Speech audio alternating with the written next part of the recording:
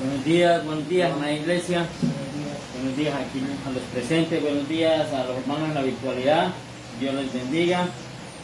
Vamos a disponer nuestros corazones, alabar al Señor, agradecer por todas sus bendiciones, dedicar este día para Él, alabarlo con toda nuestra alma, nuestro corazón y nuestra mente. Amén. Vamos a empezar con un artículo que dice: el dolor en la tierra es un momento. Todo lo que vivamos en esta tierra va a ser momentáneo. Pero si seguimos al Señor, el júbilo y el gozo en el cielo es por la eternidad. Gracias a su Hijo que nos redimió en la cruz. Amén. Amén. Vamos a dirigirnos en el himno número 89.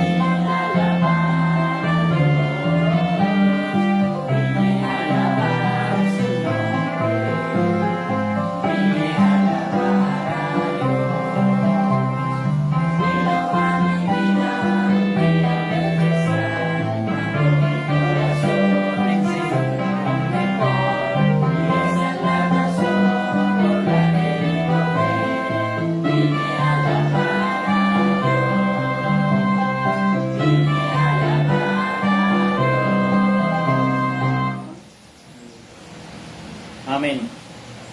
Nos dirigimos a la lectura. Salmo 119, versículo 41 al 48. Salmo 119, versículo 41 y 48. Leemos la palabra de Dios por el Espíritu Santo. Venga a mí tu misericordia, oh Señor, tu salvación conforme a tu dicho, y daré por respuesta a mi avergonzador, que en tu palabra he confiado. No quites de mi boca en ningún tiempo la palabra de verdad, porque en tus juicios espero. Guardaré tu ley siempre, para siempre y eternamente, y andaré en libertad, porque busqué tus mandamientos. Hablaré de tus testimonios delante de los reyes, y no me avergonzaré. Y me regocijaré en tus mandamientos, los cuales he amado. Alzaré asimismo mis manos a tus mandamientos que amé, y meditaré en tus estatutos. Aquí el mensaje del salmista en estos versículos resuena profundamente con los principios de su palabra. Dice: su confianza en la palabra de Dios muestra una firme en las promesas de Dios y una dependencia de su palabra, en la defensa de la fe, la capacidad de responder a los que avergüenzan con confianza en la palabra, una defensa activa de la fe. Proclamación de la verdad. El deseo de proclamar la verdad de Dios y no avergonzarse de ella es central en la vida cristiana. No avergonzarnos de la palabra del Señor. La proclamación de la verdad. El deseo de proclamar la verdad de Dios y no avergonzarse de ella es central en la vida cristiana. Obediencia constante. Un compromiso con la obediencia eterna a los mandamientos de Dios es una señal de fidelidad y transformación espiritual. Libertad en Cristo. La verdadera libertad se encuentra en seguir los mandamientos de Dios, un principio clave en el Evangelio. Amor y deleite en la ley de Dios. El amor por los mandamientos de Dios, el deleite en ellos, es una característica de un corazón transformado por la gracia de Dios. Meditación y adoración. La práctica de meditar en las Escrituras y adorar a Dios es esencial para el crecimiento espiritual y la santificación. Estos principios están enraizados en las enseñanzas bíblicas y reflejan que debemos tener una vida comprometida con Dios y su palabra. Amén. Vamos a orar. Padre de los cielos, gracias te damos, Señor, por tu palabra. Gracias, Señor, por este momento. Hoy disponemos nuestro corazón, nuestra mente, nuestra alma para alabarte a ti. Te damos gracias, Señor, por esta semana. Damos gracias porque tú permitiste que estuviéramos acá nuevamente adorándote y exaltándote, Señor. Que tu palabra, Señor, en la cual vamos a escuchar hoy, Señor, esa palabra, Señor, que nos alimente, nos restaure vida, Señor, restaure familias, restaure matrimonio, Señor, y que toda ansiedad y todo afán, Señor, sea hoy liberada y sea echada, Señor. Oh Padre Celestial, a ti te adoramos, te exaltamos y te glorificamos. Bendice a nuestros hermanos que están aquí hoy, bendice sus corazones, Señor. Bendice, Señor, su alma, su espíritu, Señor. Esta palabra también sea de vida para ellos, Señor. Que no nos vean a nosotros, Señor, sino que nos vean a ti, Señor. Que te vean a ti, Señor, para adorarte, glorificarte, que vean este mensaje restaurador. Bendice a nuestros hermanos en la virtualidad, Padre amado, que están escuchando este mensaje. A aquellos hermanos que vienen en camino, bendice sus pasos, guíalos, Señor, para que lleguen bien, Señor, para exaltarte también. Y aquellas personas que están enfermas, que por ese motivo, Señor, de pronto no pudieron venir, Señor, motivo grave, Señor, restáuralos, sánalos y protégelos, Padre amado, para que, Señor, puedan venir a adorarte, exaltarte y gozar y alabarte, Señor, y gozarse con júbilo, Señor, en tu palabra. En el nombre de Cristo Jesús, amén y amén. Amén. Seguimos con el himno número 47, grandes y maravillosas. Buenos días, bienvenidos, hermanos.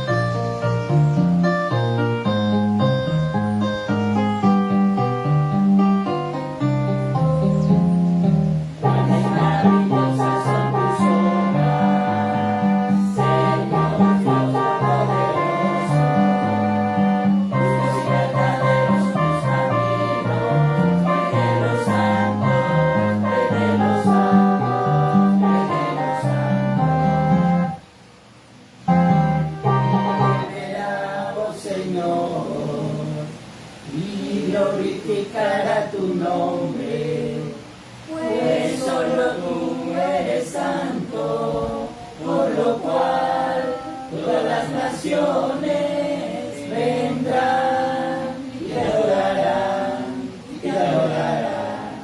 Aleluya, amén, aleluya, amén. Temer a Dios y darle gloria, porque su juicio ha llegado, y adorar a aquel que hizo el cielo y la tierra, el mar y las fuentes de las aguas. Aleluya, amén, aleluya, amén, aleluya, amén, aleluya, amén. Amén. Amén, hermanos. Seguimos con la lectura. Nos dirigimos a Daniel, capítulo 9, versículo 1 al 10. Daniel, capítulo 9, versículo de 1 al 10.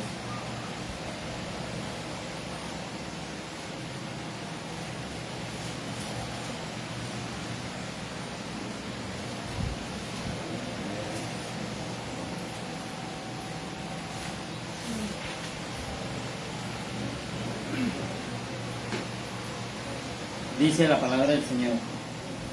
En el año primero de Darío, hijo de Asuero, de la nación de los Medos, que vino a ser rey sobre el reino de los Caldeos, en el año primero de su reinado, yo, Daniel, miré atentamente en los libros el número de los años del que habló el Señor al profeta Jeremías, que habían de cumplirse las desolaciones de Jerusalén en 70 años.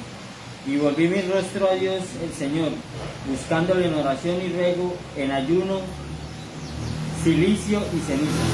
Y oré al Señor mi Dios, e hice confesión, diciendo: ahora, Señor Dios grande, digno de ser temido, que guardas el pacto y la misericordia con los que te aman y guardan tus mandamientos.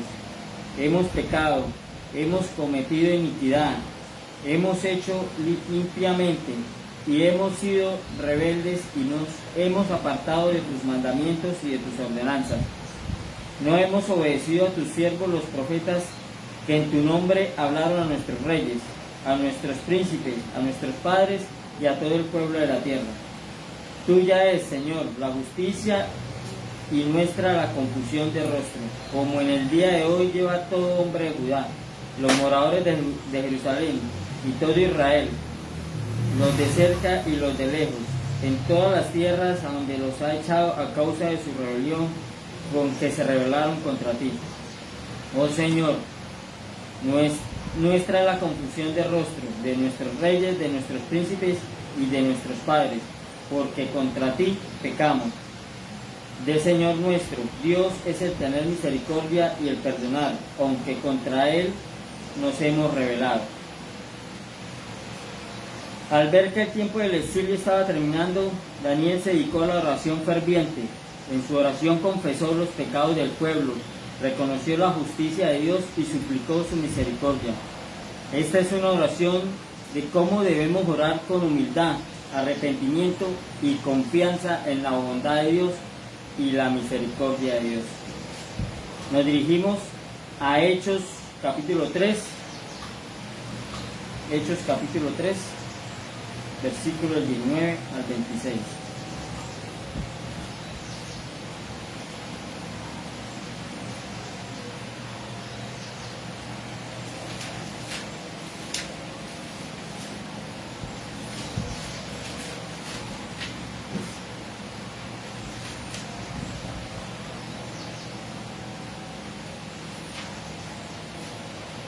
Amén. Hechos capítulo 3 del 19 al 26. Así que arrepentidos y convertidos para que sean borrados vuestros pecados, para que vengan de la presencia del Señor tiempos de refrigerio. Y Él envía a Jesucristo, que os fue antes anunciado, a quien de cierto es necesario que el cielo reciba hasta los tiempos de restauración de todas las cosas, de que habló Dios por boca de sus santos profetas que han sido desde el tiempo antiguo. Porque Moisés dijo a los padres: el Señor vuestro Dios os levantará profeta entre vuestros hermanos, como a mí. A él oiréis en todas las cosas que os hable. Y toda alma que no oiga aquel profeta será desarraigada del pueblo. Y todos los profetas desde Samuel en adelante, cuando han hablado, también han anunciado estos días. Vosotros sois los hijos de los profetas y del pacto que Dios hizo con nuestros padres, diciendo a Abraham: en tu simiente serán benditas todas las familias de la tierra. A vosotros primeramente Dios, habiendo levantado a su Hijo, lo envió para que os bendijese, a fin de que cada uno se convierta de su maldad. Aquí se habla de la necesidad del arrepentimiento, la obra redentora de Cristo, la separación del pecado, fe en Cristo como la clave. Esto se enfatiza en la necesidad de un arrepentimiento sincero, la obra redentora de Cristo para transformarnos y la importancia de una fe viva y personal en Él para experimentar una vida liberada del pecado y llena de la bendición espiritual de Dios. Oramos, queridos hermanos, confesamos nuestros pecados ante el Señor, pedimos su perdón y que su infinita misericordia esté siempre sobre nuestras vidas. Amén. Amén. Padre de los cielos, te damos gracias, Señor. Hoy elevamos nuestras súplicas, nuestras oraciones para pedirte perdón, Señor. Perdona, Señor, nuestras iniquidades, nuestras perversiones, nuestra maldad, Señor, que hay en nuestro corazón. Señor, te rogamos, Señor, que cada día, Señor, renueva nuestro corazón, Señor. Que este corazón viejo, lleno de maldad, Señor, sea renovado por uno nuevo, lleno de tu espíritu, de tu bondad, Señor, de tu misericordia. Señor, si es posible, Señor, llévanos y ayúdanos a no caer en tentación, a no pecar, Señor. Sé que somos débiles, Señor. Que tu espíritu, Señor, nos guía, Señor, y nos ayuda a reconfortarnos, Señor. Te entregamos, Señor, todas nuestras carencias, Señor, te entregamos todas nuestras debilidades, nuestras cargas. Ten misericordia en nuestras vidas, Señor. Te damos gracias, Señor, por la justificación, Señor, de buena cruz de tu Hijo amado Jesucristo, Señor, para limpiarnos de todo pecado, Señor, y liberarnos de vivir en pecado, Señor. Hoy, Señor, queremos vivir para ti, Señor, vivir en Cristo, Señor, vivir el carácter de Dios, Señor, caminar en santidad, Señor, vivir una vida llena, Señor, de tu palabra, de rectitud, Señor. Enséñanos, Señor, a tener dominio propio sobre nuestras vidas, Señor. Enséñanos, Señor, a tener mansedumbre, Señor, humildad, Señor, y gozo, Señor, a no quejarnos, a no murmurar, Señor. Agradecer todo lo que tú nos das, Señor, sobre todo tu gran misericordia, Señor. Gracias por esa gran bendición. No es la bendición material, no es la bendición de este mundo. Gracias por esa bendición que eres tú, Señor, porque es la mayor bendición que podemos tener nosotros. Que tú, Señor, te hayas fijado, Señor, en nosotros, Padre amado, y que tu misericordia cada día sea renovada en nuestras vidas. Gracias, Padre, por este día, por la vida de nuestros hermanos, Señor, por la vida de la iglesia y la vida pastoral, Señor. Gracias, Padre de los cielos. Guíanos, Señor, protégenos, Señor, y, Señor, te damos gracias por este momento y por el perdón que nos has brindado. En el nombre de Jesús, alabado eres. Amén y amén.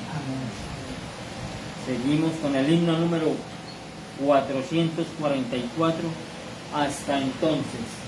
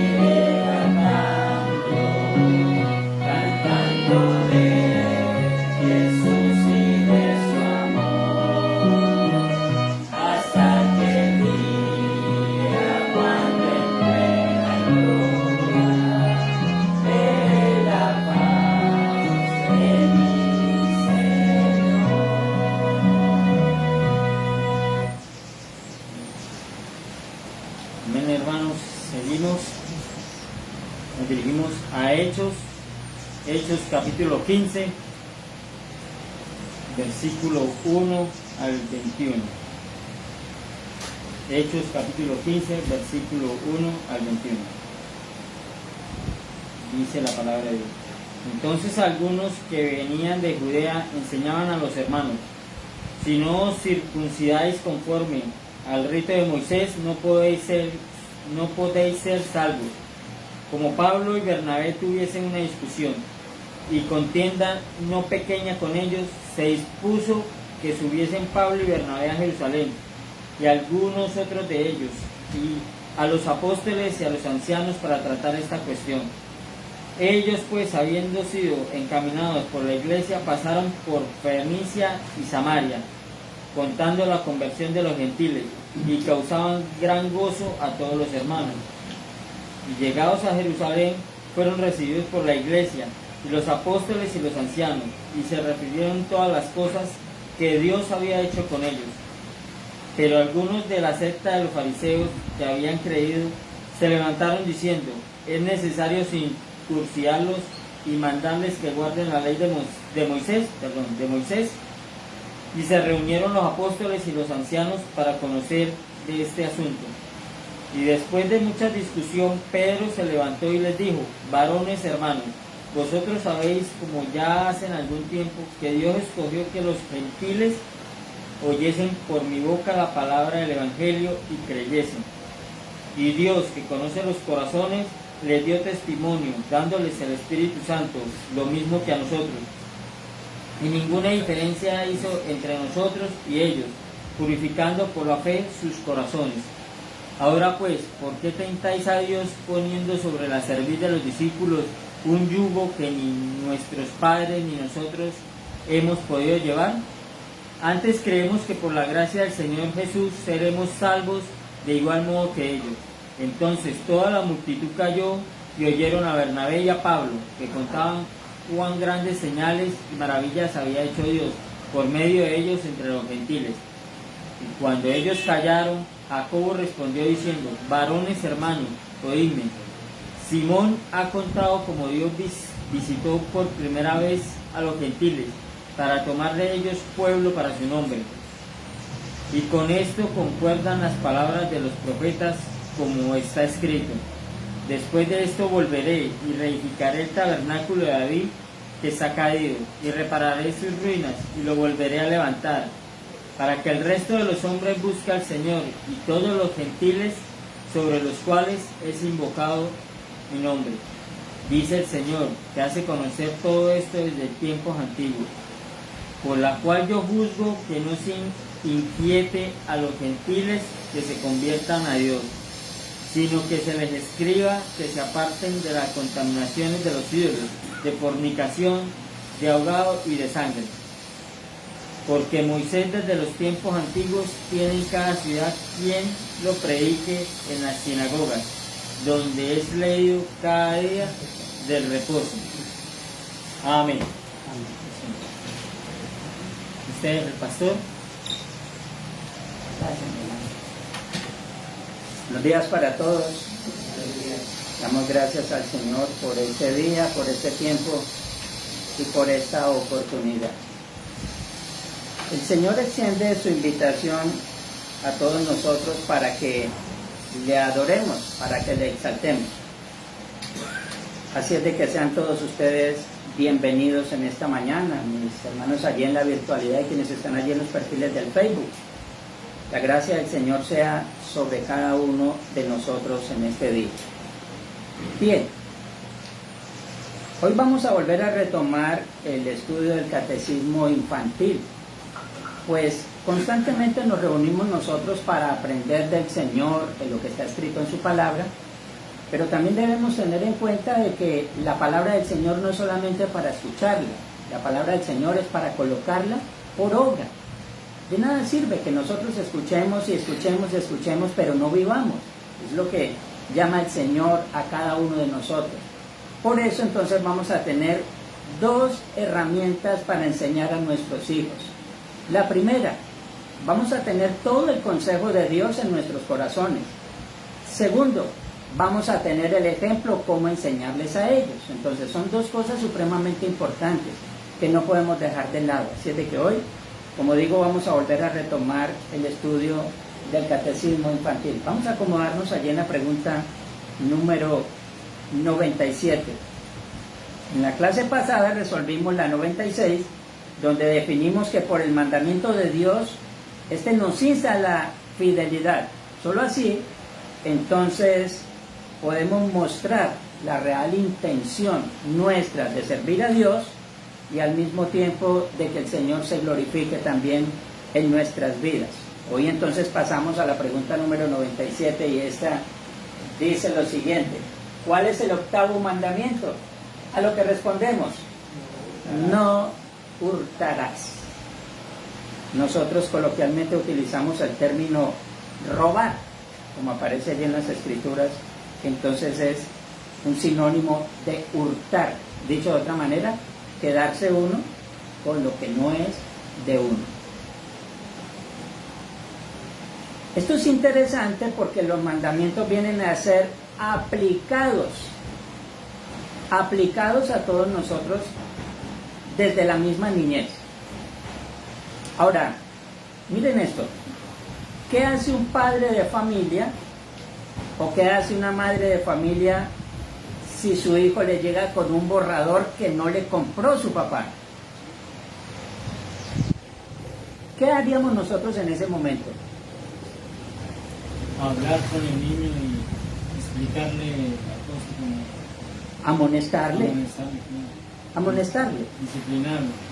Y hay disciplina si es necesario. ¿Qué pasa si llega con un lápiz que uno no le compró? ¿Qué pasa? ¿Ustedes sí se dan cuenta que los mandamientos son aplicados a todo el género humano desde la niñez? Ahora, ustedes saben que Deuteronomio en el capítulo 6 dice: y estos mandamientos tendrán que ser enseñados a los hijos y a los hijos de sus hijos, o sea, a todas las generaciones. Son los mandamientos. ¿Dónde está el problema? El problema es que nosotros como sociedad nos hemos alejado del conocimiento de Dios y no sabemos cómo nosotros poder enseñar y amonestar a nuestros hijos. Como dice Leonel, cuando llega un hijo con un borrador que no le compramos, lo primero que hacemos es darle una paliza, pero no le explicamos cuál es la voluntad de Dios. O sea, hacemos las cosas al revés. Y claro, cuando nosotros conseguimos algo que no es de nosotros y nuestros hijos se dan cuenta, entonces nosotros le tenemos una justificación.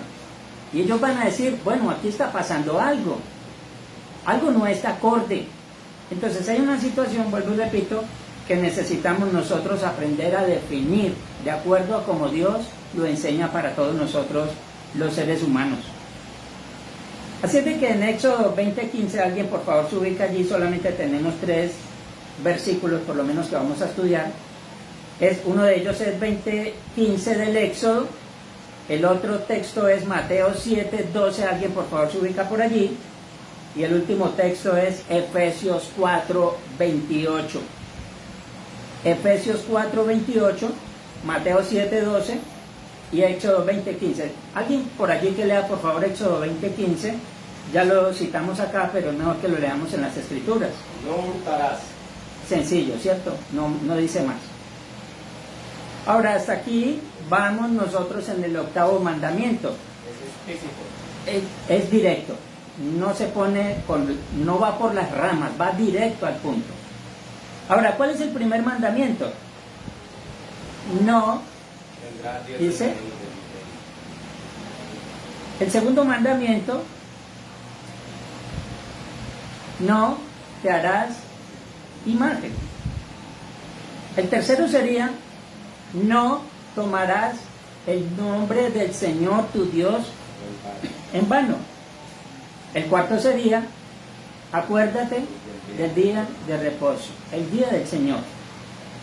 El quinto sería: honra a tu padre y a tu madre. El sexto sería: no matarás. El séptimo: no cometerás adulterio. Y el octavo: no matarás. Ahí tenemos por lo menos los 8 primeros mandamientos hasta donde vamos. Hasta ahí vamos. Muy bien. El octavo mandamiento fue incluido por Dios en su santa ley, indudablemente para garantizar la libre posesión. ¿Ustedes saben qué significa eso? Libre posesión es que lo que cada uno de nosotros tenemos es nuestro y nadie nos lo puede quitar. Por eso el Señor fue explícito en este mandamiento. Es mío. Yo lo compré. Lo conseguí honestamente, es mío. Nadie me lo puede quitar. Entonces aquí hay una libre posesión de todas las cosas. Esto obviamente lo estableció el dueño absoluto de todo y se lo dio a cada uno conforme quiso. A unos el Señor les dio mucho, a otros el Señor no les dio mucho, pero a cada uno el Señor les dio una porción, es de cada uno. Esto es importante porque hoy en día con la lucha de las clases sociales, los pobres le quieren quitar a los que tienen. Y eso no es bueno, porque cada uno de nosotros tiene que esforzarse por conseguir lo que necesita y no quitarle al que se esfuerza. Eso es algo claro. Para eso el Señor nos dejó a nosotros ¿el qué? ¿El qué? El trabajo. El trabajo. Para que nosotros nos esforcemos y luchemos. Y con ello estamos enseñando a nuestros hijos que para poder tener algo nosotros primero tenemos que trabajar. Así es como se consiguen las cosas. Por eso estoy diciendo, usted, mi querido padre de familia, le compra a su hijo un borrador y ese borrador cuesta un esfuerzo. Como cuando le compra los libros, le compra los lápices, la ropa, el uniforme, todo cuesta. Y ellos están aprendiendo, cuando lleguen adultos, de que nada es regalado y nada es gratis. Por eso muchas personas toman el camino fácil. ¿Cuál es el camino fácil? Tomar un arma e ir a quitarle al otro. Ese es el camino fácil. Pero es el camino más fácil que nos lleva también al abismo. Ya dije, a los niños hay que enseñarles con ejemplos. Si hay que conseguir algo, debemos nosotros esforzarnos por ello. El derecho a la propiedad privada es sagrado porque está instituido por Dios mismo. Cuando el Señor dice no hurtarás, es porque no podemos quitarnos lo que no es nuestro. Cada uno es dueño de lo que tiene. El hecho de que no tengamos nada ajeno, y aquí es donde vamos a entrar a lo más importante, no quiere decir que nosotros no hemos quebrantado el mandamiento. Es explícito y es general para todos nosotros. Pero es que hay muchas maneras de robar, hay muchas maneras de hurtar. Podemos hurtar a diferentes personas, podemos hurtar a Dios, a otros, y podemos hurtarnos a nosotros mismos. Podemos también hurtar de diversas maneras, a escondidas o a hurtadillas, por medio de la violencia o por medio también de engaños. Hay muchas cosas que podemos también hurtar: el dinero, el tiempo e incluso la reputación de otra persona, la paz del prójimo. Aún podemos hurtar la estabilidad de una familia. Y todo eso se llama robo. Todo eso es hurto. Cuando yo quito el tiempo que no es mío. Vamos a ir a Mateo 7:12. Al que lo tenga por allí, por favor, da lectura. ¿Cómo dice? 7:12 de Mateo. Así que todas las cosas que queráis que los hombres hagan con vosotros, así también vosotros haced con ellos, porque esta es la ley y los profetas. Vamos a ver. Así que todas las cosas que queráis que los hombres hagan con vosotros. Voy a ir explicando. Así que todas las cosas que yo quiero que los demás hagan conmigo, así también haced vosotros con ellos. Así nosotros debemos hacerlo con ellos. Porque esta es la ley y los profetas. Esta es la ley y los profetas. Aquí se resume absolutamente todo. Yo quiero que me traten bien. ¿Y qué es lo que tengo que hacer primero? Tratar bien a los demás. Yo quiero que me respeten. ¿Qué tengo que hacer primero? Yo no quiero que me quiten lo que es mío. ¿Qué tengo que hacer primero? No quitarle a nadie lo que es. Estoy diciendo, todas las cosas tienen un orden en el Señor y hay que tener cuidado, que no solamente es cuando nosotros nos quitamos un objeto o cuando quitamos dinero. también robamos la paz de otra persona, robamos la estabilidad de otra persona. Le quitamos la tranquilidad al otro. Eso también es hurtar. Así de que no todo está dirigido precisamente a las cosas materiales. Hurtamos a Dios cuando no le adoramos como debemos. ¿Saben que a Dios le robamos el tiempo también? Hoy, ¿cómo es denominado para los cristianos? ¿Qué es? El día del Señor. Pero ustedes se dan cuenta que parece que fuera el día nuestro. Nosotros lo manejamos como queremos. Hacemos con el día que no es nuestro lo que queremos. Y eso también es hurto. En cierta manera, obviamente, estamos utilizando estas cosas para nuestro propio provecho. También cuando colocamos nuestros intereses antes que los de Dios. Le hurtamos a un jefe cuando no trabajamos honradamente. Le hurtamos cuando desperdiciamos los materiales sin tener en cuenta que todo tiene un costo. En el trabajo hay muchas personas que llegan y les entregan, mire, las medidas son, si usted va a utilizar esto, sabe que le va a alcanzar para tantas cosas. Y entonces no lo hacen así. Porque simplemente el obrero dice, pues no es mi plata y no es mi gasto, no es mi desperdicio, pues no hay problema. ¿Saben cómo se llama eso en la Biblia? Hurtar, robar, hacer las cosas mal. ¿Cómo nosotros podemos enseñar a nuestros hijos con qué solvencia moral nosotros le exigimos a nuestros hijos que no hagan lo que nosotros mismos hacemos? Le hurtamos a nuestros padres cuando no valoramos el esfuerzo que hacen para comprarnos cuadernos, lápices, ropa, alimentos, cuando lo dañamos todo sin cuidarlo. Eso también es hurtar, ya dije, cada cosa tiene un costo, tiene un esfuerzo. Mire, hay algo interesante aquí. Cuando nosotros éramos niños, todas las cosas, y este es nuestro pecado y tenemos que confesarlo ante el Señor, las cosas no las valorábamos. Ustedes y yo creo que nos acordamos todos cuando éramos niños y nos mandaban para el colegio y agarrábamos a patadas las piedras. ¿Y qué pasaba con los zapatos? Pues se dañaban, como no somos nosotros los que compramos. Hay un grave problema allí. Pero es interesante esto, vuelvo y repito, porque nos lleva a nosotros a pensar el valor que cada cosa tiene. Y claro, cuando nos decían a nosotros, le compramos esto, pero tienen que cuidarlo, nosotros creíamos que era que nos estaban afrentando, ¿no? Los padres son cansones, molestan demasiado. Pero es que nosotros no sabemos que cuando ellos salen de casa tienen que salir, ¿a qué? A trabajar para poder traer alimentos a la casa. Bueno, este es el punto. Cuando nosotros después de que dejamos de ser niños y crecemos, entonces empezamos a dejar de patear las piedras. ¿Por qué? Porque ahora me toca a mí comprar los zapatos, ya no lo hago. Por eso ya no me como los lapiceros, ya no los muerdo, ya no los vuelvo pedazos, porque entonces me toca comprar otro y ese es mi gasto. Vuelvo y repito, nosotros tenemos que enseñar a nuestros hijos a valorar las cosas. Ya dije, porque todo tiene un costo.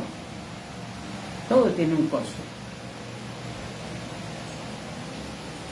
Efesios 4:28 cita lo siguiente. Quien lo tenga por allí, por favor, da lectura a esto. El que hurta no hurte más, sino trabaje, haciendo con sus manos lo que es bueno, para que tenga que compartir con el que padece necesidad. Bueno, el que hurtaba, pues ya no lo haga más. Ahora pues utilice sus manos para poder trabajar y así tenga con qué compartir con aquellos que están en situaciones más complejas que las nuestras. Eso es precisamente el consejo del apóstol Pablo, todo trayendo a colación el mandamiento. El mandamiento, como dice el número 8, es no hurtarás, no hurtarás, no lo hagas. Bien, hurtamos cuando nos prestan dinero y no pagamos. Se nos olvidó, ahí sí empezamos a sufrir de amnesia. No me acuerdo cuándo yo saqué ese dinero prestado, bueno, se me olvidó pagarlo, listo. Hurtamos cuando nos volvemos mezquinos hasta el extremo de no cubrir nuestras propias necesidades, llegando también al pecado de la avaricia. Yo no sé si ustedes han escuchado la historia de una mujer millonaria, murió en la pobreza total, porque no quería gastar absolutamente nada de lo que tenía. No compraba ropa, no compraba nada, no comía, no salía, no se aseaba para no gastar en jabón, y murió en una situación precaria, llena de dinero. ¿Saben cómo se llama eso en la Biblia? Avaricia. Avaricia. El Señor dice en su palabra que lo que nosotros tenemos, nosotros debemos disfrutarlo. Eso quiere decir que si tenemos dinero, tenemos que alimentarnos, tenemos que vestirnos, tenemos que tener todas las cosas, porque ese es el bien del hombre. Lean ustedes Eclesiastés y allí van a encontrar ustedes esa verdad clarísima de lo que es disfrutar de las cosas del Señor, que no está mal, no está mal. Así es de que, vuelvo y repito, alejarnos también de ese grave pecado. En fin, Dios nos ayuda a dar fiel cumplimiento al mandamiento, que no es gravoso, mas para nuestro provecho el Señor lo decretó. De seguro será grande el propósito y la bendición para su pueblo, que es la iglesia. Queridos jóvenes y niños, debemos respetar lo ajeno. Dios tiene suficiente para todos sin necesidad de que nosotros quebrantemos sus mandatos. Tenemos que aprender a ser agradecidos con lo que tenemos. ¿Para qué vamos a ambicionar lo que tiene otro? Eso no va a llenar de paz nuestro corazón. Porque a veces nosotros no nos quedamos con las cosas de otro, pero sí las codiciamos. ¿Saben cómo dice el 10º mandamiento? No debemos codiciar nada.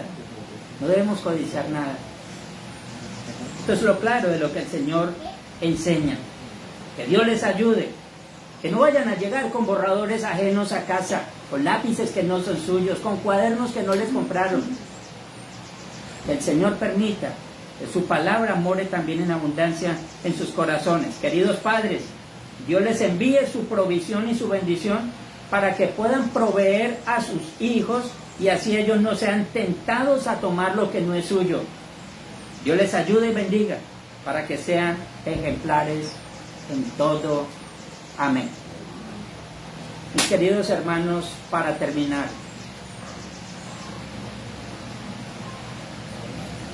todo comienza con algo sencillo. Prestemos atención a esto.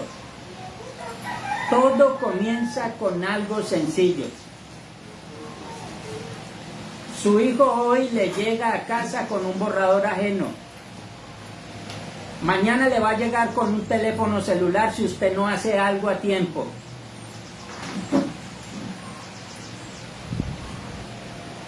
Nuestros hijos están allí a expensas de lo que pueda suceder en la calle. A ellos va a llegar el momento donde a amigotes les van a ofrecer un cigarrillo. Por ahí comienzan, para terminar en la drogadicción, si nosotros no hacemos algo a tiempo. Todas las cosas empiezan con algo demasiado sencillo. El trabajo tenemos que comenzar a hacerlo en casa. Es la responsabilidad suya, es la responsabilidad mía como padre, de guiar a nuestros hijos, de enseñarles la verdad. No podemos nosotros utilizar pañitos de agua tibia con ellos. Tenemos que decirles las cosas tal y como son, porque en la calle no se van a ir por las ramas con ellos tampoco. Y para destruir a nuestros hijos, el mundo está con los brazos abiertos. ¿Saben quiénes son los que terminan sufriendo después con los problemas de ellos? ¿Quiénes? Los padres. Los padres. Si no hacemos algo desde el principio. Por eso el Señor nos dejó su palabra para todos nosotros, también para los niños. Así es de que a ellos hay que colocarlos a que escuchen, ¿qué? La palabra de Dios, porque la necesitan. Y como la palabra de Dios es espiritual, ella va a hacer el trabajo en el corazón de cada uno de los que la oyen, indudablemente. Así de que pedimos al Señor que nos ayude en todos. Mis queridos hermanos, si alguien desea orar por nuestros niños, por nuestros jóvenes, puede colocarse sobre sus pies, por favor, y ora. Todos nosotros le apoyamos en su oración.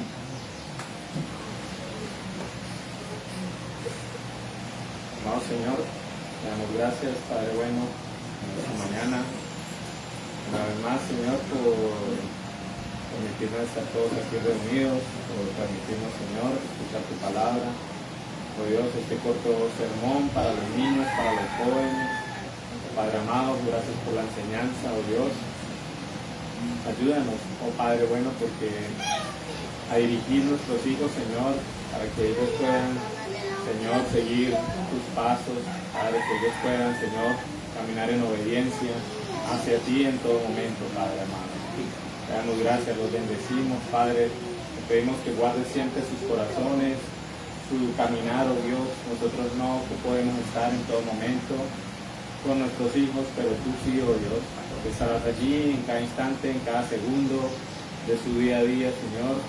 Te rogamos, Espíritu Santo, que tu misericordia, que tu verdad prevalezca siempre en sus corazones, oh Dios, que sean temerosos en aquellos momentos de tentación frente a otras personas, o en aquellos momentos, oh Dios, de debilidad o de cualquier insinuación de otra persona que los quiera llevar a hacer lo malo, Dios. Te pedimos, Espíritu Santo, que seas tú, Señor, acompañándolos, que seas tú, oh Dios, sembrando el temor en sus corazones, oh Dios, recordando que aunque no están sus padres presentes, tú estás allí, oh Dios, y todos debemos obediencia a ti, oh Padre amado.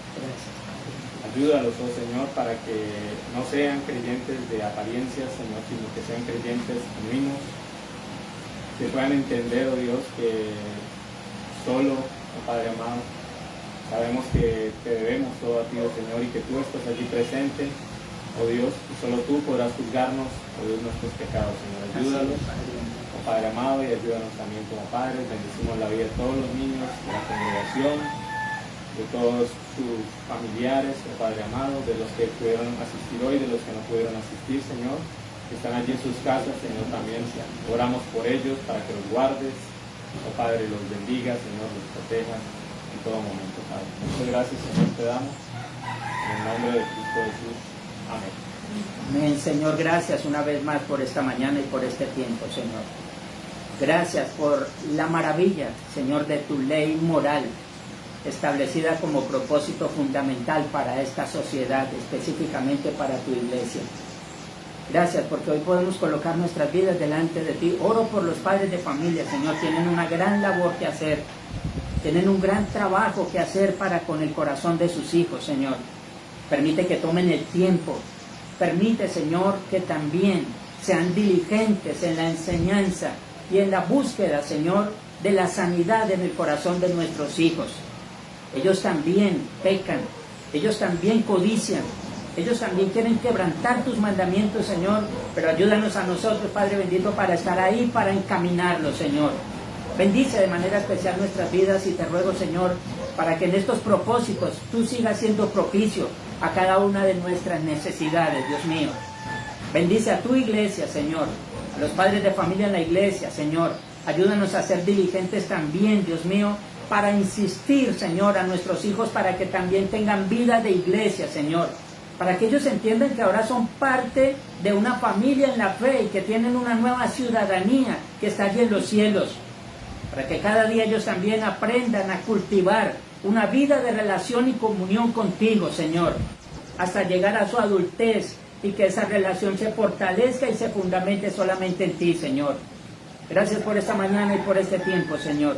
Encomiendo, Padre bendito, la predicación de tu palabra, Señor, en tus benditas manos y rogamos, Señor, que preparen nuestros corazones para que tú sigas siendo glorificado y exaltado en medio nuestro. Sea tuya la gloria y la honra ahora y siempre y por todos los siglos. En Cristo Jesús, tu Hijo, nuestro Señor y Salvador. Amén. Muy bien, mis hermanos. Vemos por qué es tan importante que nosotros llevemos a nuestros hijos a los pies de Cristo. Así es de que vamos a seguir insistiendo con ellos. Bien, vamos entonces a el mensaje que nos corresponde para todos nosotros en el día de hoy. Vamos a el capítulo 20 del Evangelio según San Juan. Y vamos a abordar a partir del versículo 24 hasta el 29 el tema que nos compete en esta mañana. Evangelio según San Juan, capítulo 20, versículos 24 al 29. Allí, mis queridos hermanos, vamos a ver algo importante. Y es tomando como base lo que ya hablamos en los mandamientos. Los mandamientos son el código moral que el Señor dio para todos nosotros. Esto quiere decir, como lo hemos dicho en algunas otras ocasiones, que no es algo opcional. No es algo opcional. Es algo que nosotros debemos desear vivir para la gloria de Dios y para nuestro propio provecho. Así es de que cuando vamos nosotros allá a Juan, en el capítulo 20, nos damos cuenta que en esto el Señor utiliza para todos nosotros un proceso y debemos encaminarnos en ese proceso. Antes de dar lectura quiero comentarles algo. Cuando una persona tiene problemas de alcoholismo y esta persona llega al punto de entender que va al abismo, que no quiere seguir viviendo esa vida, que quiere alejarse de ese problema, ¿qué le aconsejarían ustedes a una persona así? ¿Qué le aconsejarían? Buscar de Dios. ¿Qué más? Leer la Biblia. Leer la Biblia por allí, el Andrew. Ir a psicólogo. Bien. Desintoxicarse.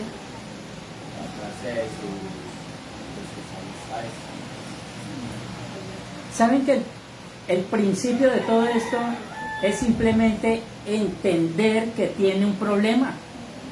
Si no lo entiende, no va a buscar solución. Y obviamente luego de ello, lo que va a tener que hacer es entrar en un proceso de desintoxicación, por supuesto, físico, pero tiene que entrar en un proceso de desintoxicación espiritual. Piensen ustedes en una persona que tiene problemas de drogas. Tiene que utilizar estos mismos principios. Si no empieza por estos principios, si no entiende que tiene un problema, si no entiende que ese problema lo va a llevar a la muerte, esa persona nunca va a desear buscar una solución. Lo mismo sucede con nosotros. No vamos a entender que necesitamos de Dios si no nos damos cuenta de las consecuencias del pecado. Esto es un proceso.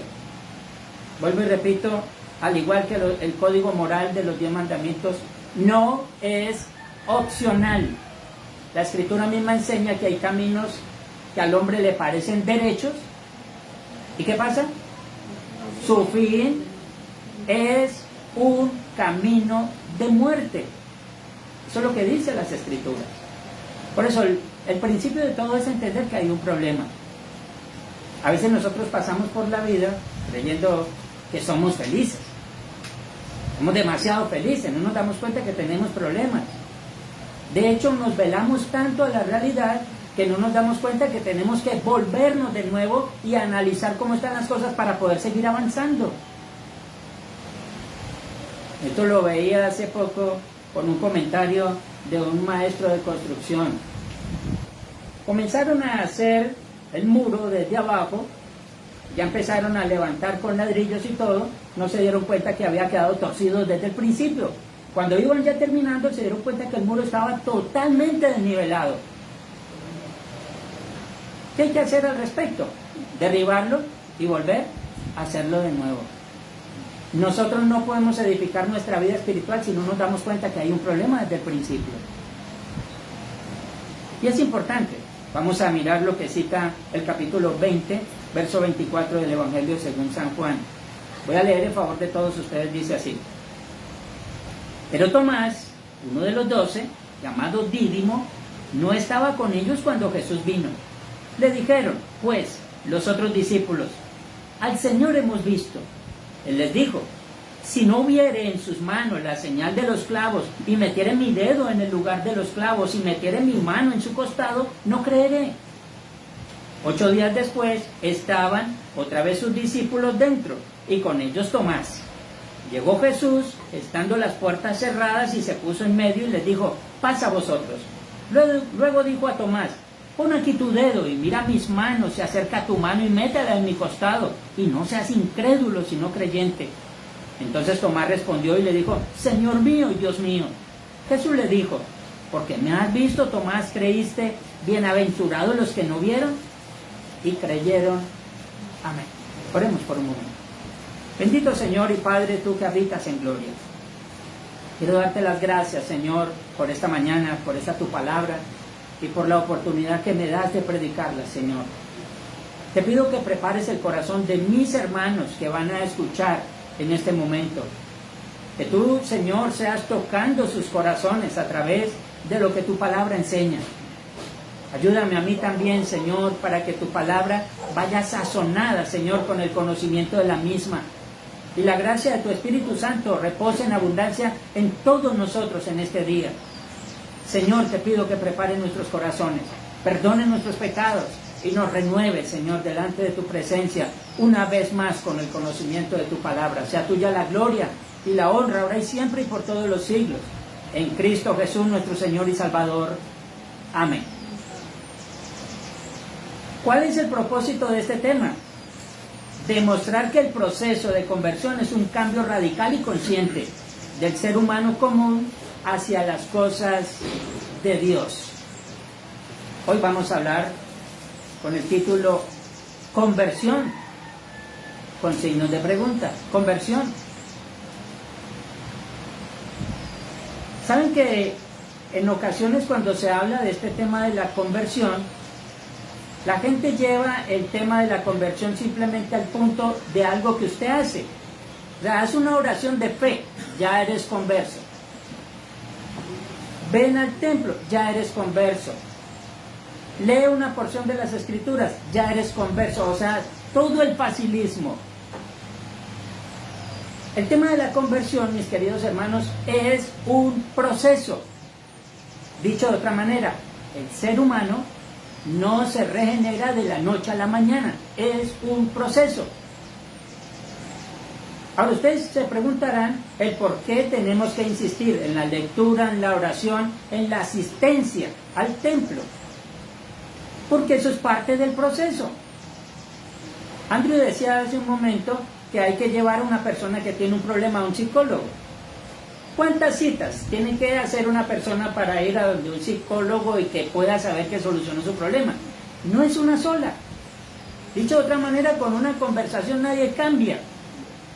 Nadie cambia. Con un buen consejo una persona no va a cambiar, no va a regenerarse. Todo es un proceso y cuando se trata de las cosas espirituales es un proceso. Por eso se llama un proceso de conversión. En la Escritura, una de las historias reales que más confronta a cada uno de los creyentes es la narrada aquí por Juan el Apóstol, también evangelista. Este nos cuenta de un hombre llamado Dídimo o Tomás, que de hecho también era un apóstol. Tomás era un apóstol. Estuvo al lado de nuestro Señor Jesucristo en su ministerio. También fue testigo ocular de los hechos y los milagros del Maestro. Dicho de otra manera, lo vio cómo actuó para con las personas enfermas y también lo escuchó cuando se confrontó contra los fariseos. O sea, este hombre estuvo en todos los momentos en el ministerio de nuestro Señor Jesús. Lo vio y lo escuchó. Lucas en el capítulo 6 nos ilustra sobre la elección de los apóstoles, entre los cuales estaba Tomás.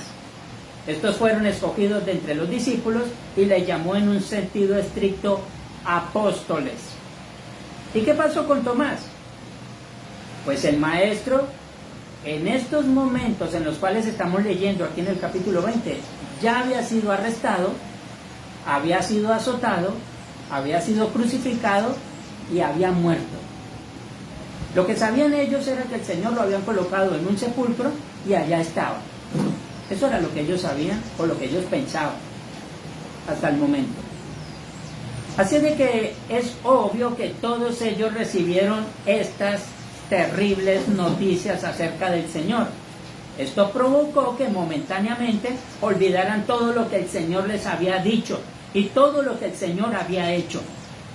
Fue necesario que ante la reacción del apóstol Tomás, quien exhibió evidencias, el Señor se le presentara para concederle la petición de colocar su dedo en sus llagas. Ahora, pregunta para ustedes. ¿Sería que Tomás colocó su dedo en sus llagas? No, no lo hizo.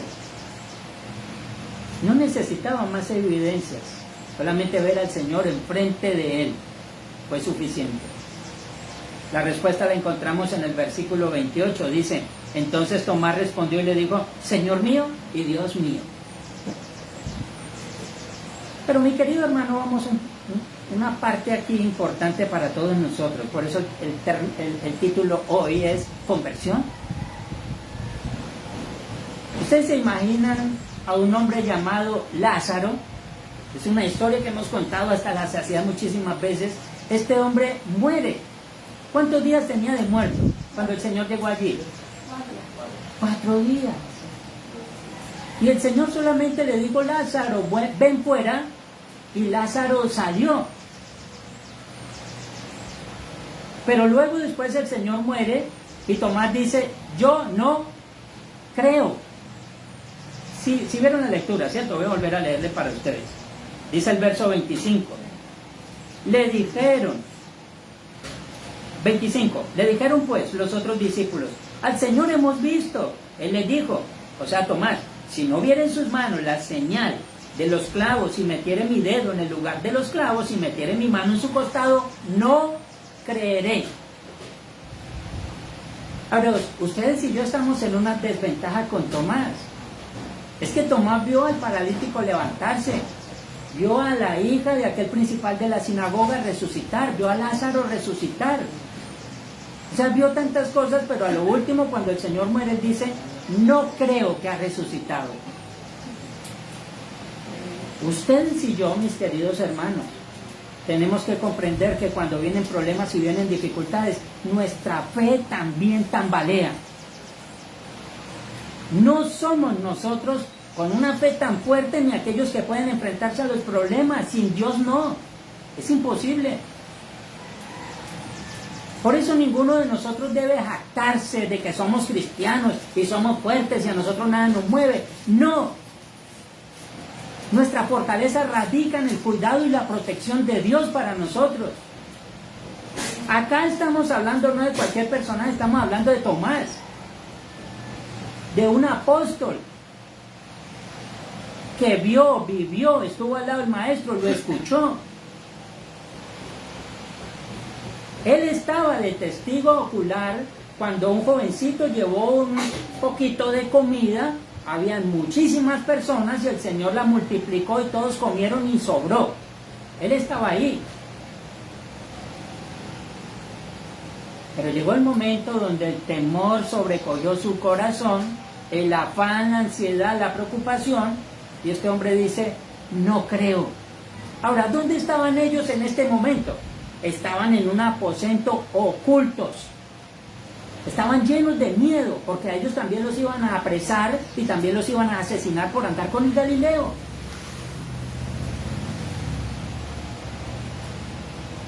Mis queridos hermanos, nuestra confianza y nuestra seguridad debe residir únicamente en Dios. Usted y yo no nos podemos dar el lujo de despegarnos de su mano. Tan pronto hacemos eso, nos damos cuenta cómo los afanes, la ansiedad, la preocupación toman control de nuestras vidas. No podemos darnos ese lujo. La Escritura dice que Dios es la vida. ¿Cómo podemos vivir nosotros? ¿Cómo podemos pretender tener vida alejados de Dios? Eso es algo que tenemos que preguntarnos siempre. ¿Cómo podemos pretender que nuestros hijos tengan una vida si no tienen la vida de Dios en sus corazones? si no los preparamos para el futuro. Ustedes deben entender, mis queridos hermanos y amigos, que nuestros hijos cuando crezcan también van a tener aflicciones, van a tener preocupaciones, van a tener problemas. ¿Y a dónde van a acudir cuando eso pase? ¿A dónde? ¿A quién van a encomendar su vida cuando eso pase? Por eso estamos hablando que es una gran labor la que nosotros tenemos. Acá, vuelvo y reitero, estamos hablando de un apóstol. No estamos hablando de un creyente que fue a 2 cultos. No estamos hablando de un creyente que fue una campaña evangelística. Estamos hablando de un hombre que vivió, estuvo al lado del Señor, lo escuchó, compartió con Él todos los días. Lo vio morir y ahora lo está viendo resucitado. Es en este preciso momento, versículo 28, en que Tomás conoce la verdadera conversión. Estas palabras tienen una gran relevancia. Dice el verso 28, Señor mío y Dios mío. O sea, ya no era solamente el Señor, ahora es Dios. Y no está diciendo, oh Señor nuestro, Dios nuestro. Él está haciendo una afirmación categórica, ahora tú eres mi Señor, ahora tú eres mi Dios. Estoy totalmente convencido de esa verdad. Lo estamos nosotros, mis queridos hermanos. Aquí pensamos quizás lo que sucede en nuestro mundo en este tiempo. Algunas personas piensan que creerían en Jesús o se convertirían en hijos de Dios si vieran un milagro o una señal mística portentosa. Y hoy se acostumbra a pedirle al Señor señales. Señor, si llueve de para arriba, creeré en ti. Si sale el sol a medianoche. Señor, si tú haces algo espectacular, si me muestras un ovni, creeré. Pero el asunto no está en eso, las señales no convierten a nadie. ¿Saben que el Señor Jesús cuando estuvo sobre la tierra, hizo cosas que nadie había hecho? ¿Y qué hicieron con él? Lo asesinaron. Lo asesinaron. Las señales no convierten a nadie. Gente que vive de milagros pierden su tiempo. La misma escritura dice que más bienaventurado, lo dice allí, Tomás, creíste porque me has visto, bienaventurados los que no vieron y creyeron. ¿Saben cuál es el testimonio seguro para usted y para mí de toda la verdad? La escritura, no los milagros. Acá estamos hablando de un apóstol incrédulo. El mismo Señor le dice a este hombre, no seas incrédulo, sino creyente.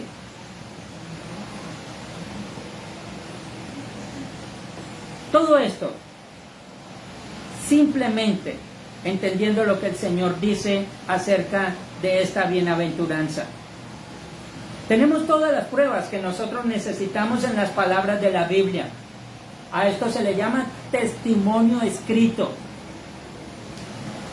Cuando nosotros hablamos acerca de la historia o de la antropología, lo primero que nos muestran a nosotros es objetos del pasado. O nos muestran a nosotros escritos del pasado. Todos nosotros quienes conocemos algo de la historia antigua la conocemos porque quedaron escritos. Si no hubieran quedado esos escritos, nosotros desconoceríamos totalmente la historia nuestra. Esto es importante porque a esto se le conoce como testimonio escrito. Ahora, si queremos nosotros conocer de Dios y tener certeza de lo que Dios dice, ¿a dónde tenemos que acudir? A la escritura. Ese es nuestro testimonio escrito. El mismo Pablo dice, porque estas cosas se escribieron para nuestra edificación. Aquí es donde nosotros nos edificamos espiritualmente. También tenemos el testimonio de los creyentes primitivos. A esto se le conoce como testigos presenciales. O sea, los que están dando testimonio del Señor son aquellos que vieron al Señor. Se llaman testigos presenciales. Cuando nosotros vamos a un juicio, y estoy hablando de algo natural, y nosotros hemos visto algo, nos llaman a ir a dar nuestro testimonio en ese juicio. Esto quiere decir que nos van a utilizar a nosotros como testigos oculares del hecho. ¿Qué quiere decir eso? Un testigo ocular, ¿quién es? Alguien que ha visto. Alguien que ha visto. Ya tenemos nosotros en las Escrituras los testigos oculares. Las personas que escribieron el Nuevo Testamento fueron personas que estuvieron en el momento allí. Una aparición física no haría a Jesús más real de lo que ahora es. Recuerdo algo que estaba diciendo un predicador muy conocido acerca de este punto. Muchas personas dicen que creerían en Dios si le vieran. Él respondió, pero es que el Señor ya vino y lo mataron. ¿Qué más prueba queremos? Ahí está el asunto. Nuestro Señor no fue duro con Tomás, a pesar de sus dudas, a pesar de su escepticismo. Tomás seguía compartiendo con los hermanos en la fe y al mismo tiempo pretendía ser leal a nuestro Señor mismo. Algunos necesitaban dudar antes de creer. Hay algo de realidad en esto. Es necesario en ocasiones para nosotros experimentar una verdadera conversión. Este hombre estaba pidiendo evidencia, las evidencias se le entregaron. Si la duda motiva preguntas y estas provocan respuestas y esas respuestas son aceptadas, pues la duda ha cumplido una labor positiva en el corazón de aquel sujeto. Esto quiere decir que nosotros, como ya dije hace un momento, tenemos un testimonio escrito. ¿Queremos saber de Dios? Vamos al testimonio escrito. Ahí es donde lo vamos a conocer. Todo lo que nosotros deseemos conocer de Dios, tenemos que ir al testimonio escrito. Esta es palabra viva y eficaz. Ahora, no vamos a hacer nosotros las cosas al revés. Muchas personas pretenden ir a la ciencia para corroborar si es verdad lo que Dios dice.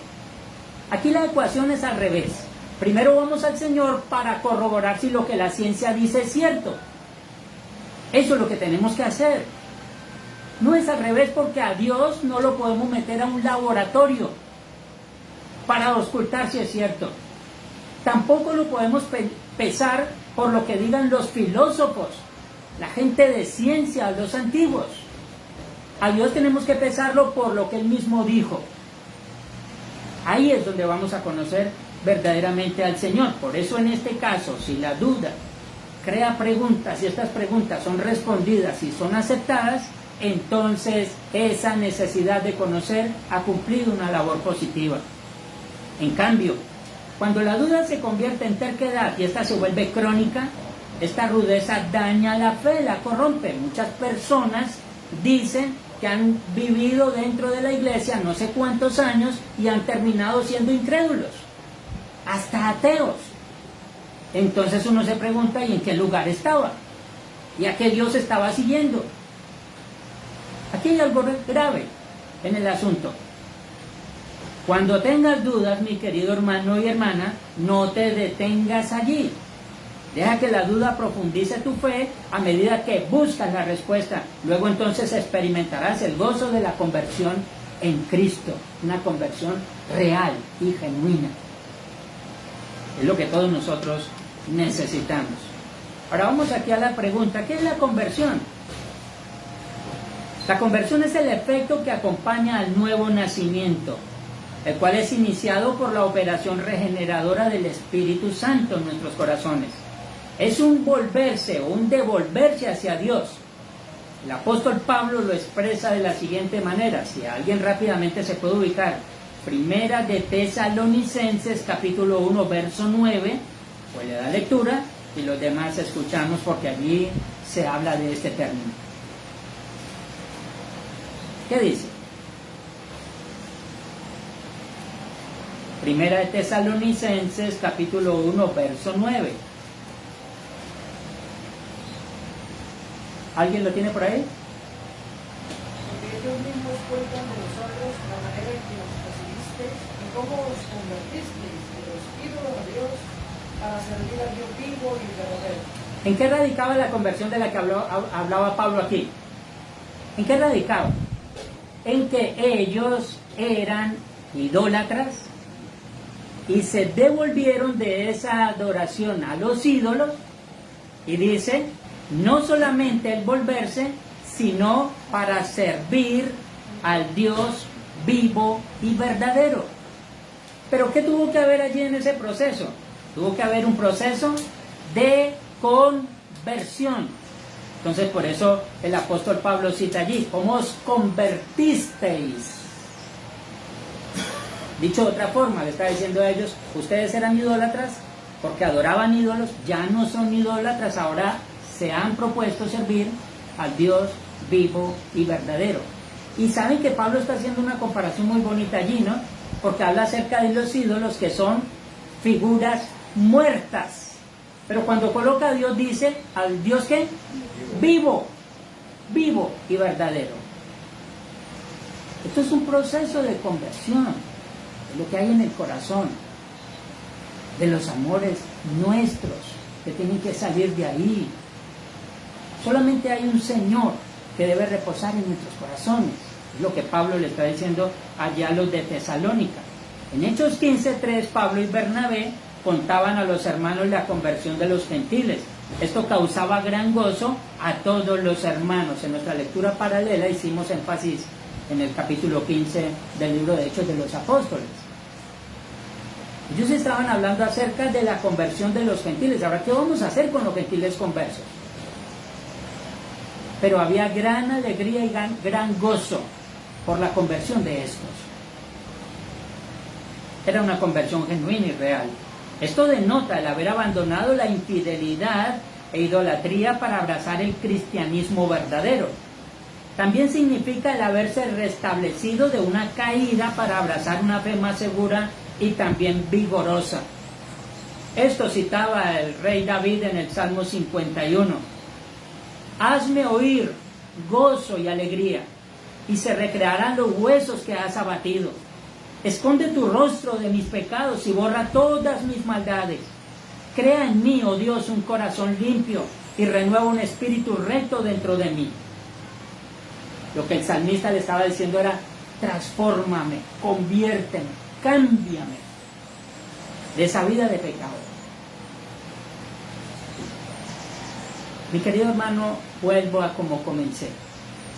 Para nosotros poder buscar una solución a nuestro problema, lo primero que tenemos que entender es que tenemos un problema. Si no lo entendemos así, vamos a tener otro problema adicional a ese. Esta es la expresión de alguien que había fallado horrendamente contra Dios y su sentir es como el de darse vuelta y cambiar de dirección.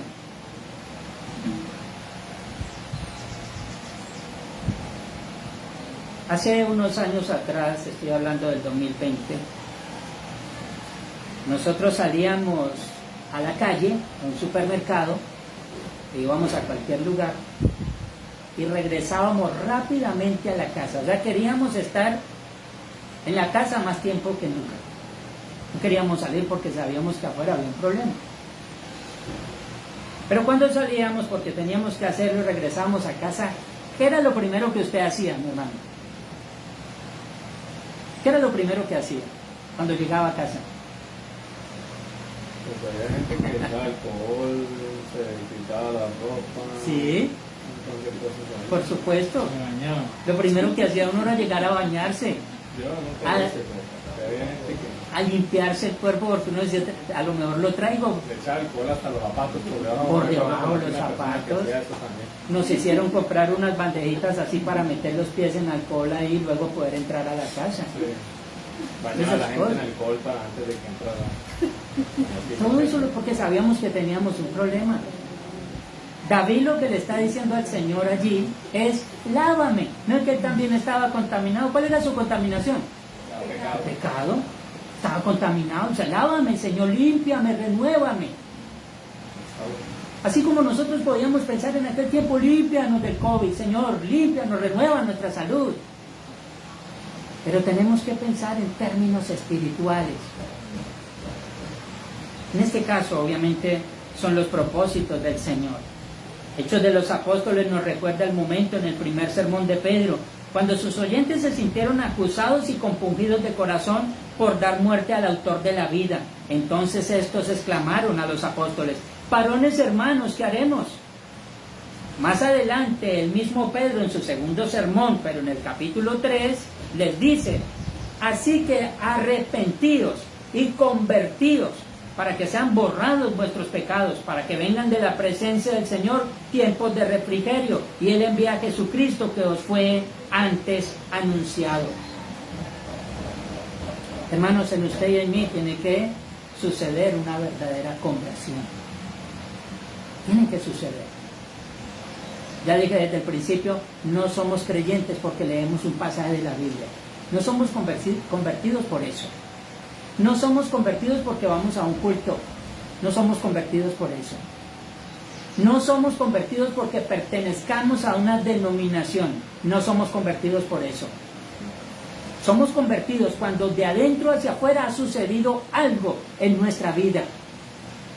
Y esto ha surtido un cambio real.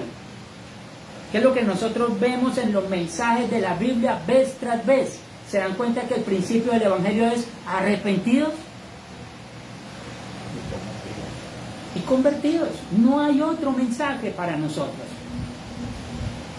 Y alguien dirá: pero si es que ya somos cristianos, ¿por qué tienen que hablarnos de arrepentimiento? ¿Por qué tienen que hablarnos de conversión? Simplemente porque hay muchas personas sentadas en las sillas de los templos que no se han convertido al Señor. No, son asistentes nada más. Esto es algo totalmente diferente. Se pueden hacer una encuesta, hermano. Muchas personas están en los templos porque les gusta la música que tocan allí. Me gusta mucho el momento en el cual hacen el espectáculo de las danzas. Me encanta. Tan bonito cuando ponen a orar a la hermana fulanita de tal, porque ora muy hermoso, por eso voy al templo. Eso no nos convierte a nosotros en cristianos. Nos convierte a nosotros en asistentes a un lugar. El cristianismo es algo diferente. Y vuelvo y repito, porque usted y yo nos vamos a enfrentar a aflicciones que van a colocar a prueba nuestra fe. ¿Y qué vamos a hacer?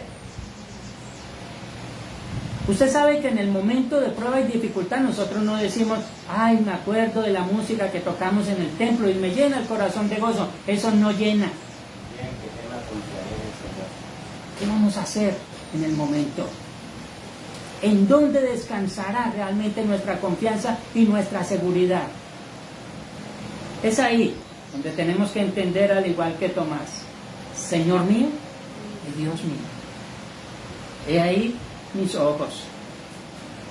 La verdadera conversión consiste en, primero, un cambio de estilo de vida. Ya no soy el que era antes. Me he dado cuenta que mi vida ha empezado a cambiar. Esto es un cambio extremo de muerte a vida, de estar en oculto a salir a la luz pública, a dar testimonio de Cristo, de ser un cobarde y temeroso discípulo a ser un aguerrido y valiente predicador. Esto sucedió específicamente con el apóstol Pedro. ¿Ustedes saben qué sucedió horas antes del Señor ser crucificado? ¿Qué fue la maravilla de lo que hizo Pedro el apóstol? Negarlo.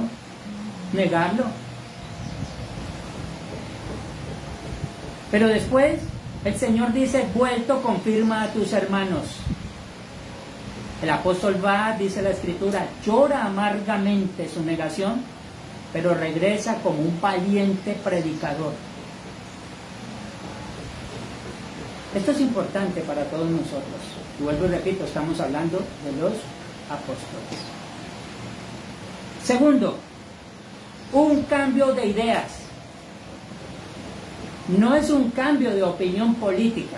No, que antes era de izquierda, me hice cristiano y ahora soy de derecha. No. Eso no existe en la Biblia. No es un cambio de gustos deportivos. Pues antes me gustaba el béisbol, ahora me gusta el fútbol, porque la selección va a la Copa América y está a punto de ser campeón, por eso ahora me gusta más el fútbol. No es un cambio de apreciaciones, en este sentido. Es un cambio moral y espiritual que se vuelve parte integral de nuestra misma humanidad. Es un cambio moral, o sea, un cambio interno, un cambio de ideas, de pensamientos. Y si cambia nuestro pensamiento, automáticamente cambia nuestro accionar. Esto muestra una verdadera conversión. Ya dije, un cambio de estilo de vida y también un cambio de ideas. Cambio de ideas. Tercero, un cambio de actitud. El hombre no quiere ni puede convertirse por sí solo porque carece de fuerza de voluntad. El apóstol Pablo, por allí en Gálatas, capítulo 5, cita lo siguiente: pero los que son de Cristo han crucificado la carne con sus pasiones y deseos. Si vivimos por el Espíritu, andemos también por el Espíritu. Esto es un cambio de actitud. Ahora, ¿cómo vamos a afrontar nosotros la vida? ¿Cómo vamos a afrontar los problemas? ¿Cómo vamos a afrontar las tentaciones? ¿Cómo vamos a afrontar esas cosas? Esto es un cambio de actitud ante las cosas y ante las situaciones en la vida. ¿Qué pasa? Mis hermanos que tienen vehículo o moto. Si ustedes están en un semáforo y cambia el color para que el vehículo se movilice y otro le pasa por delante y se le atraviesa y no lo deja pasar y el semáforo cambia y usted tiene afán, ¿te vas a bajar con la cruceta en la mano? ¿Qué hay que hacer? ¿Qué hace el cristiano?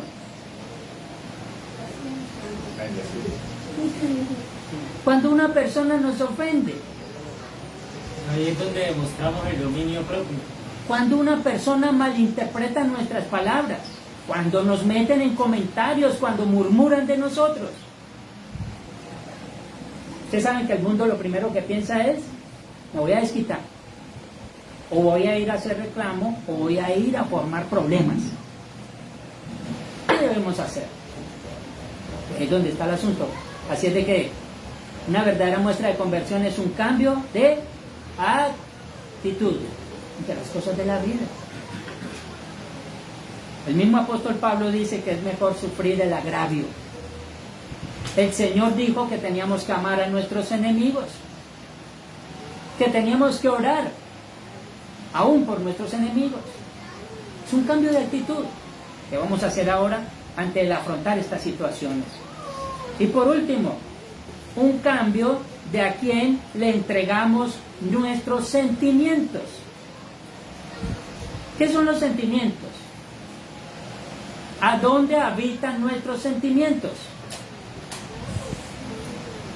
¿Esto vendría a ser qué? El corazón, ¿cierto? El asiento de nuestras emociones, de nuestra voluntad, de nuestros deseos. Ahora, el asunto acá es: ¿a quién le entregamos nuestros sentimientos? Cuando nosotros éramos jóvenes, y esto es para que los jóvenes escuchen, llegó el momento donde nosotros entramos en algo que se llama enamoramiento. Y si estábamos estudiando, pues teníamos que hacer las multiplicaciones y todo, pero en el corazón había algo que no nos dejaba concentrar. ¿Qué era? El enamoramiento. No podíamos concentrarnos. ¿Dónde estará? ¿Qué estará haciendo? ¿Hablará de mí? Y piense mañana, tarde y noche. Por eso a veces vemos a nuestros hijos totalmente desconcentrados de sus obligaciones.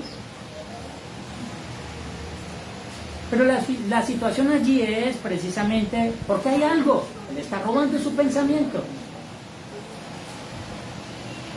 La cuestión acá es que dentro del cristianismo sucede lo mismo. La misma Biblia nos enseña a nosotros que debemos amar a Dios sobre todas las cosas. ¿Sí lo dice o no? ¿Y lo hacemos? No, no lo hacemos. Porque hay otra clase de amores que nos roban nuestro pensamiento. Muchas personas aman el dinero, aman las posesiones económicas, aman, qué sé yo, su familia. Que colocan al Señor, pues, como en una competencia. El Señor, ahora tienes que competir con mis amores. La situación acá es a quién le entregamos nuestros sentimientos. Y esto es simplemente el dejar amar las cosas del mundo, es quitar los ídolos de nuestro corazón, es abandonar el pecado, es entregarnos total e incondicionalmente al amor de Cristo. Ahora, ¿con esto estoy diciendo que no amemos a la familia? No. Con esto estoy diciendo que debemos amar a Dios. Porque si amamos a Dios, limpiamente vamos a amar a nuestra familia. Es un principio. Es un principio.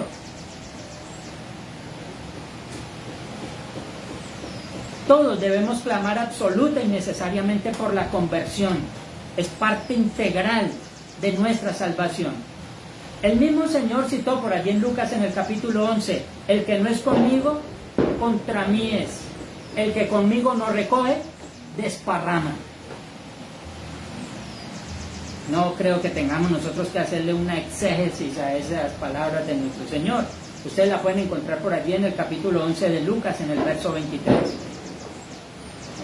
Es precisamente por esta afirmación que Dios le dijo a Nicodemo: os es necesario nacer de nuevo.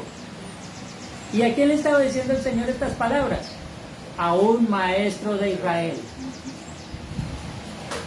Nosotros ni siquiera somos maestros. Conocemos las Escrituras a largos rasgos. Mas sin embargo el Señor a este maestro de la ley, que era un hombre anciano y sabio, el Señor le dice: usted necesita nacer de nuevo.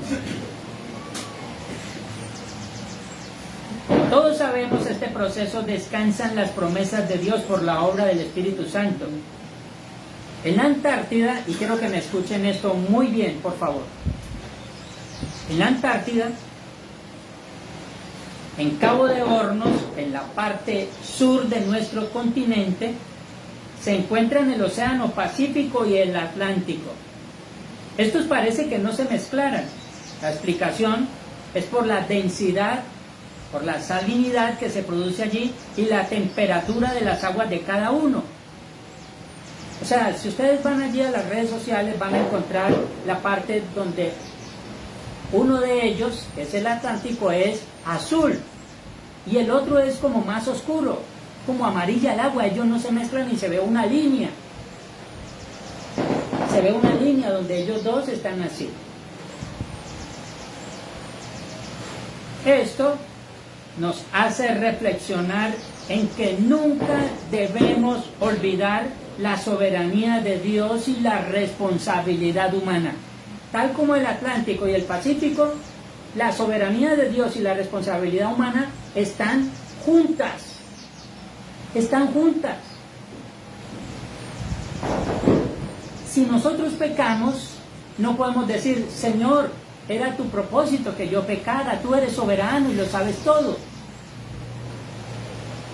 Porque eso es una falacia. Dios no manda al hombre a pecar. Dios no manda al hombre a pecar. Así es de que la soberanía de Dios y la responsabilidad del hombre están juntas.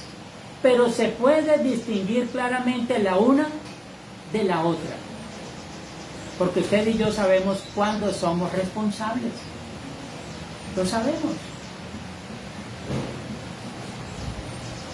Estas se encuentran, aunque parece que no se mezclaran, existe un hilo muy fino de separación entre ellas.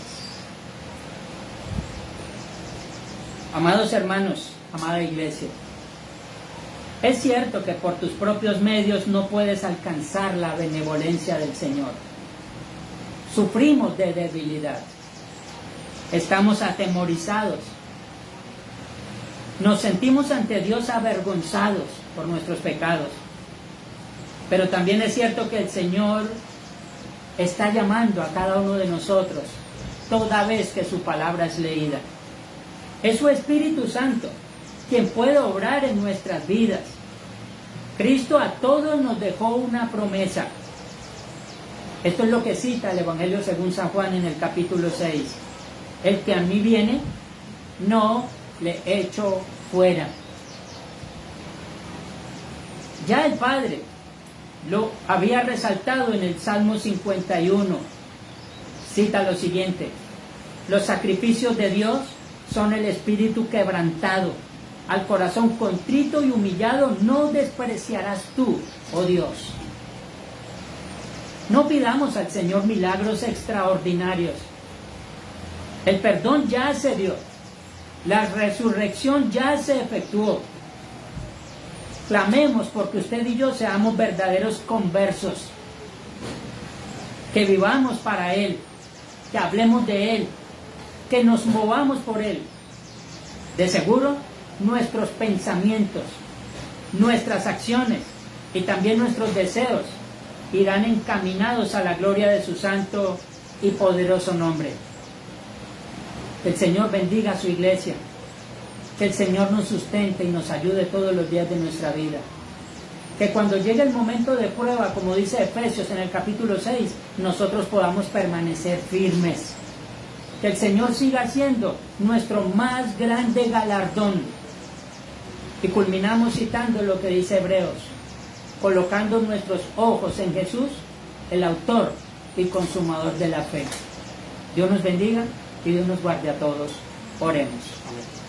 Bendito Señor y Padre que habitas en gloria. Quiero darte las gracias, Señor, por esta mañana y por este tiempo. Encomendamos nuestras vidas en tus manos, Señor.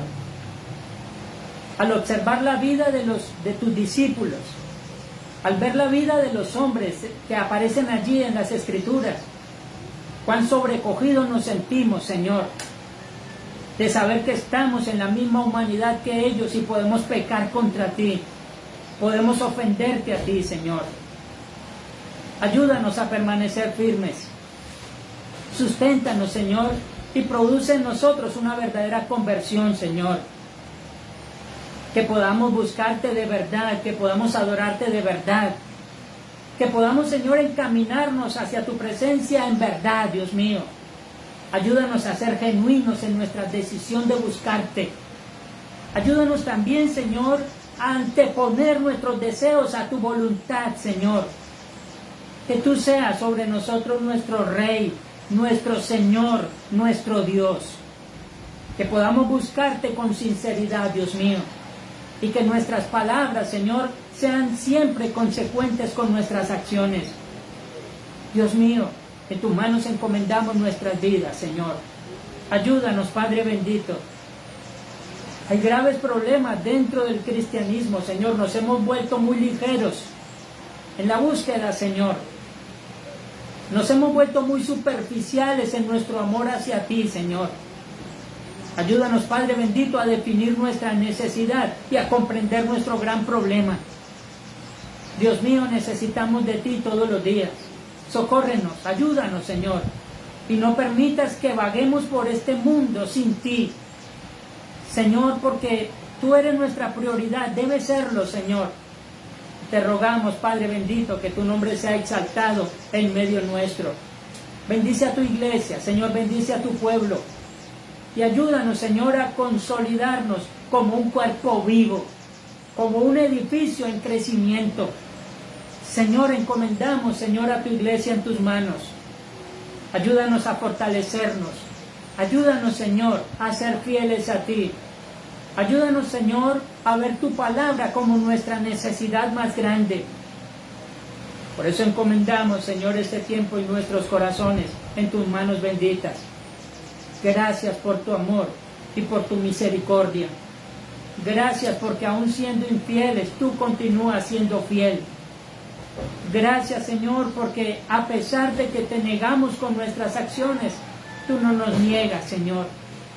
Y gracias por tu palabra y por tu presencia en medio nuestro conforme a tu promesa. Encomendamos nuestras vidas en tus manos y nuestra búsqueda cristiana en tus manos benditas. Señor, solo por ti y para tu gloria, Señor, muchas gracias. En Cristo Jesús, tu Hijo, nuestro Señor y Salvador. Amén.